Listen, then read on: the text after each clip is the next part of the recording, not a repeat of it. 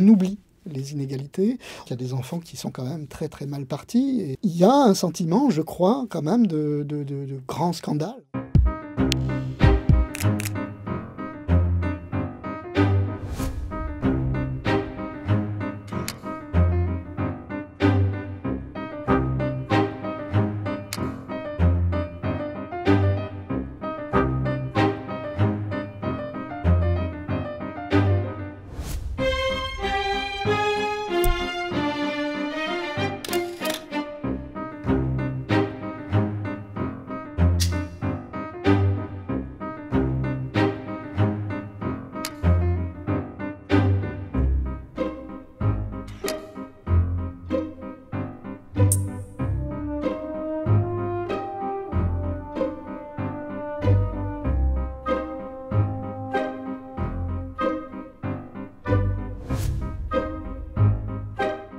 Ce qu'on appelle le déterminisme, c'est pas une vue de l'esprit.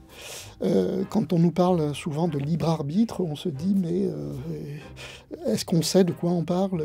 Puisque quand même, ces enfants, ils ne choisissent pas grand-chose. Ils naissent dans une condition particulière et ça va avoir des effets très très forts, puissants, durables sur leur trajectoire sociale, leurs conditions de vie, les possibles qui leur seront ouverts ou fermés.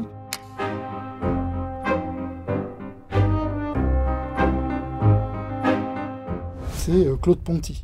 Claude Ponty, c'est un auteur jeunesse qui joue beaucoup avec le langage, fait des références en permanence dans ses textes.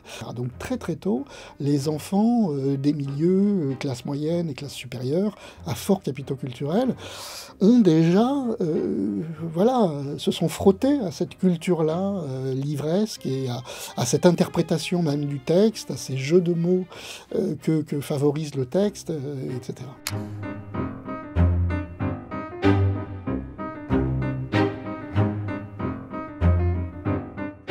Par exemple, une mère dit à son enfant « Ah ben oui, bien sûr, et le yaourt va venir avec ses petites ailes jusqu'à toi pour lui faire comprendre qu'en fait, il faut qu'il se déplace et qu'il aille chercher son yaourt lui-même. » Bon, en pratiquant ce genre d'humour, en fait, on développe un imaginaire chez l'enfant et on l'habitue aussi à faire la différence entre le vrai et le faux, on le rend attentif en fait aux usages du langage. On a pensé à poser ces questions-là sur le type d'humour développé dans la famille.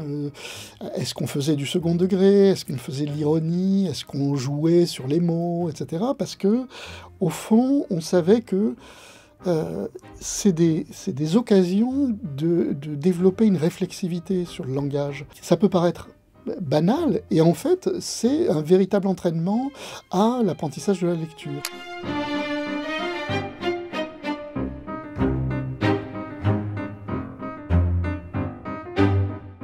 C'est important de comprendre que ces questions d'inégalité sont des questions d'extension ou de réduction des possibles. Voilà. Pour certains, les horizons sont vastes. Et plus vous allez vers le bas de l'espace social, plus vous avez une restriction au contraire. Il y a des choses qui ne sont plus accessibles, même la culture.